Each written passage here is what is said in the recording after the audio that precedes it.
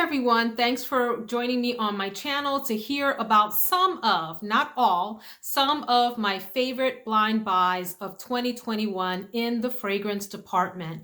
Wow, it has been a year of fast and furious and fervent purchasing of fragrances blindly. Where I live in central Southern Virginia, I am in a suburb, but really more in a rural-ish area, part of Virginia, meaning there aren't a whole lot of malls. There aren't a lot of places where you can go sniff fragrances and figure out what you like. So unless you want to order samples, and let me tell you, ordering samples can get just as expensive over time as if you had just ordered a bottle and taken a chance anyway. Those of you that have been doing this fragrance game for a while, you know exactly what I'm saying. You can rack up hundreds and hundreds of dollars worth of samples, decants, and those sorts of things.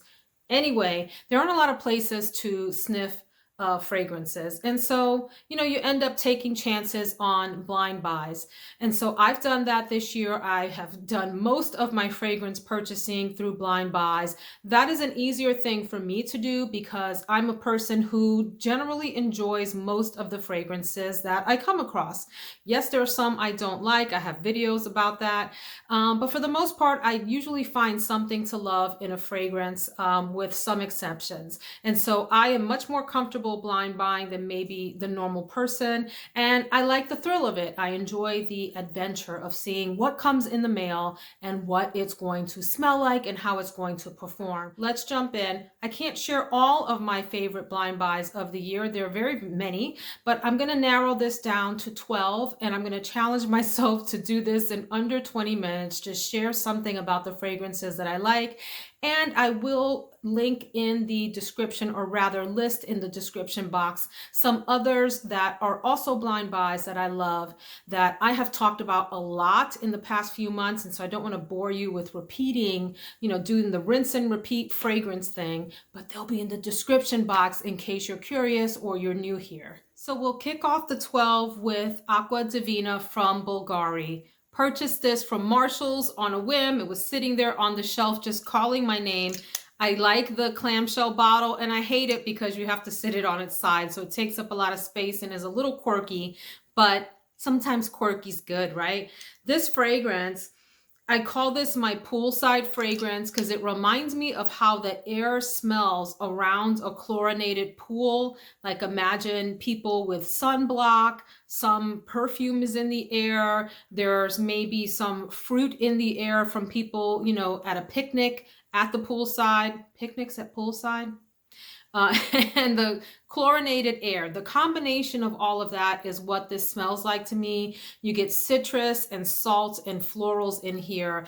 And what it comes across as is just really, to me, a sophisticated scent that is, it has some elegance to it. It's not your typical fragrance. So even though it has florals, it leans maybe like super neutral, I could see a guy pulling this off easily. Anyway, check this out, Aqua Divina. I don't know if it's discontinued or not, but I know that it's still available on like discount sites. Really enjoy this.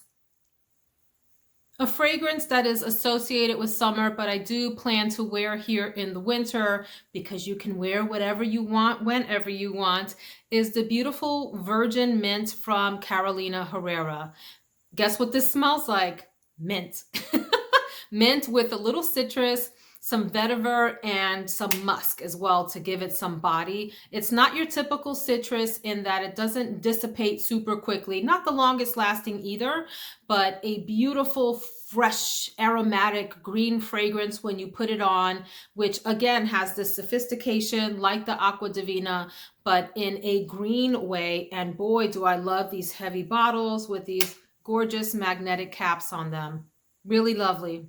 Sticking with the traditionally summertime fragrances, another one that I can't wait to wear this winter because it's a summer fragrance with a lot of body and depth. It's Mandarin Basilic from the Aqua Allegoria line from Guerlain.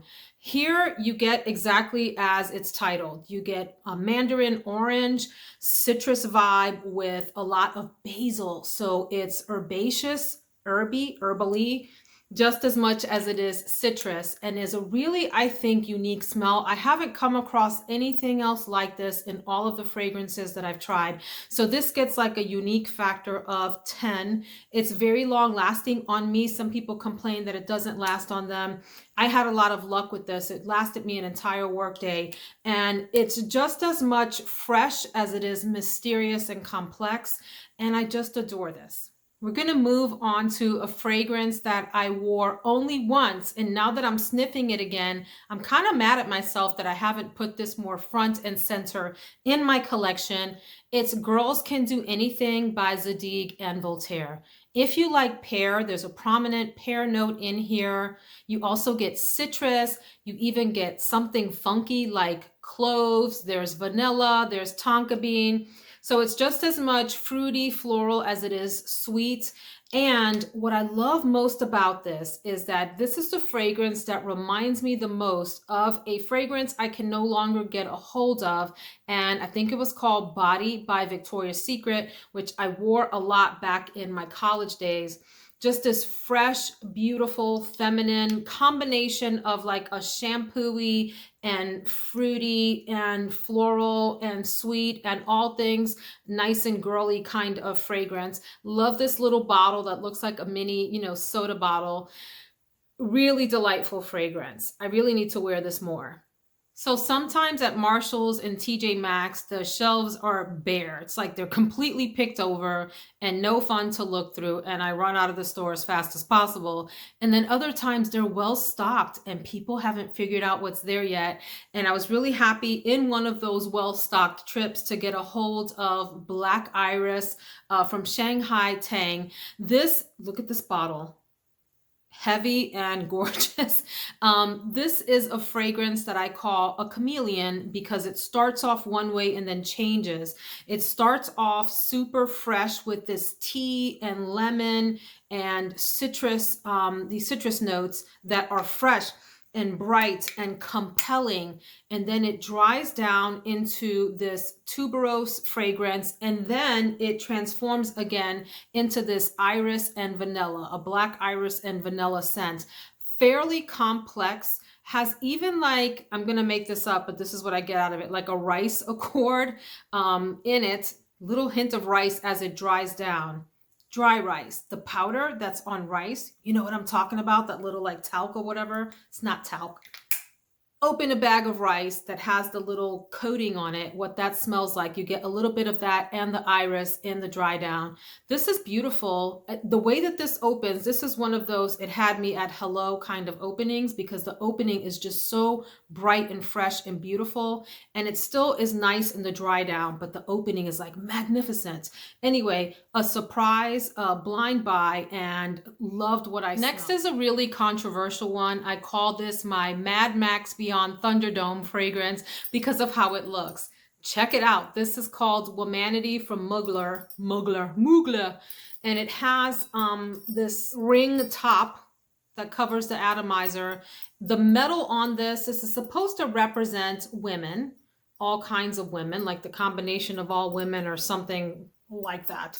But I just get this sort of like steampunky, you know how the kids used to wear the big like bell bottom, huge, not bell bottom, it's the big wide jeans and black, right? All like emo slash punk slash kind of, pop culture all combined. And they would wear these metal chains on their jeans. Do you know what I'm talking about? This is a salty, but also sweet. It's like both savory and sweet combination fragrance that some people, it reminds them of salt air. There is a heavy fig note. There's also fig leaf and fig tree. Those three notes plus caviar, whatever that's supposed to smell like. I sprayed on a little bit here. I find it incredibly complex. That's what I would call it. Really sweet. Yes, I get a heavy fig note. Something a little salty, almost slightly vinegary. I know it sounds gross, but it works, you guys. A little bit salt air-ish, all combined into one. And I find it mysterious and interesting, and it dries down a little bit sweeter than it opens. But one of my favorite, most complicated blind buys. Complicated and complex. It's both. Before I move on, I just wanted to say, because it's the same thing with the next fragrance that I'm going to talk about. I almost get a coconut out of here, which a lot of people say they get with fig. Like fig sometimes gets confused or smells a little bit like a deep coconut note. So yeah, the reason that I thought about that is because the next one is like that for me, and it's Bubble Bath from the replica line from Maison Margiela. Here's a fragrance that I resisted buying because I was like, oh my gosh, another fragrance from the Margiela collection. Okay, here's another $130 down the drain. No, no, no, no, no. This is a beautiful spa-like and coconut fragrance. So it doesn't smell soapy like a bubble bath at all. It smells like I walked into like an Aveda salon, Aveda, like the hair place, right? They use all of those beautiful oils like spearmint and lavender and all of that stuff in their hair products mixed with coconut as well. Really a pleasant smell. Yes, it's clean and it's fresh, but not in a soapy way.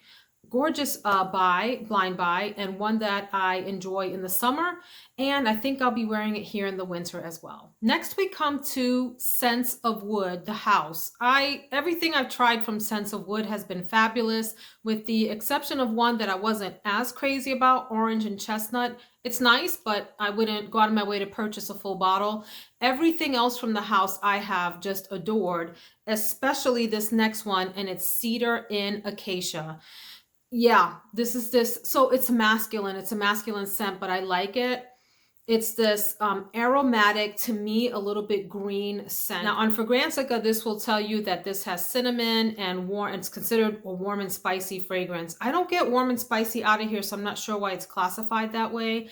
I get fresh, green, clean, woody notes out of here. Almost like if there was like an herb in here. Like a coriander or something like that. I even get a little bit of pine and or juniper or something like that. It's fresh and it's light and it's aromatic and it smells wonderful on skin, especially as someone's passing by you. This wafts off of my husband when he wears it, and I just follow him around like a puppy dog. And I like it on me too. It makes me feel put together, fresh and clean and put together, and a little bit mysterious and earthy too. Then we go to one that I was not going to purchase because I was convinced I probably wouldn't like it. Don't you hate how you do that to yourself and talk yourself out of wonderful things? But I went ahead and got it. It is Lolita Land. Look at this cute bottle with the deer that has the wings and the florets and the Lolita Land down the side of the bottle. I got this little one and it has already darkened in color.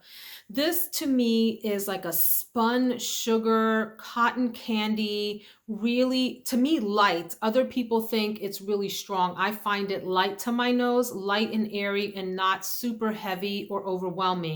But you get like this cotton candy, spun, soft, light sugar thing happening with this, like fairy dusting of sugar with vanilla. There's a little bit of fruitiness in here and a musky base as well.